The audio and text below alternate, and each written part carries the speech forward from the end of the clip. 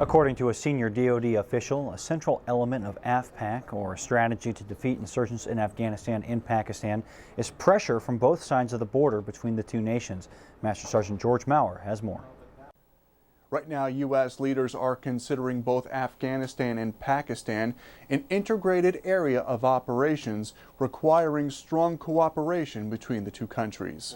They say the U.S. believes al-Qaeda main leadership is located primarily in western Pakistan. Osama bin Laden was one of the names specifically mentioned, and due to cooperation between Afghan and Pakistani forces, that leadership is coming under increasing pressure, with safe havens becoming more and more difficult to find. A senior DoD official said the U.S. has what he called a small footprint in Pakistan. He said right now there are 30 U.S. trainers carrying out a train-the-trainer type of mission, and their job is to train instructors who will then teach others. And after initial training, those 30 instructors will have an ongoing mentor-type relationship with the Pakistanis. The DoD official said a similar strategy was used in El Salvador in the 1980s, and he called that mission very successful. Reporting from the Pentagon, I'm Air Force Master Sgt. George Maurer. Friday, Defense Secretary Robert Gates introduced the man selected to take command in Afghanistan to senior European defense leaders. Lieutenant General Stanley McChrystal stopped in Brussels, Belgium, to meet with NATO leaders on his way to Afghanistan, where he'll take the lead in NATO's International Security Assistance Force and U.S. Forces-Afghanistan. His nominated deputy is Lieutenant General David Rodriguez.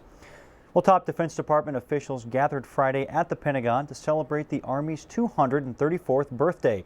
Deputy Secretary of Defense William Lynn was joined by Army Secretary Pete Guerin and Army Chief of Staff General George Casey. General Casey said the Army's birthday is a great time to look back at its proud history. And at its heart, it's the story of extraordinary people, ordinary men and women doing extraordinary things for this great country. It's a story of personal courage, selfless service, and sacrifice by the more than 30 million men and women who have served in the Army of the United States selflessly over the last 234 years. The Army's birthday is this Sunday, June 14th, so to all you soldiers out there, have a happy birthday. It was a sky-high birthday for former Commander-in-Chief George H.W. Bush. President number 41 celebrated his 85th by making a parachute jump over the skies of his summer home in Kennebunkport. Mr. Bush completed the daring feat with the help of the U.S. Army parachute team, the Golden Knights. His family greeted him with hugs when he landed. Mr. Bush says he plans another jump in 5 years, which will mark his 90th birthday. Well, coming up next here on Around the Services, the chairman of the Joint Chiefs of Staff talks about soldiers struggling with PTSD and traumatic brain injury.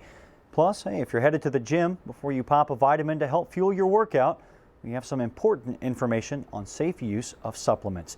Stick around. Staff Sergeant Brian Buckwalter is back with more.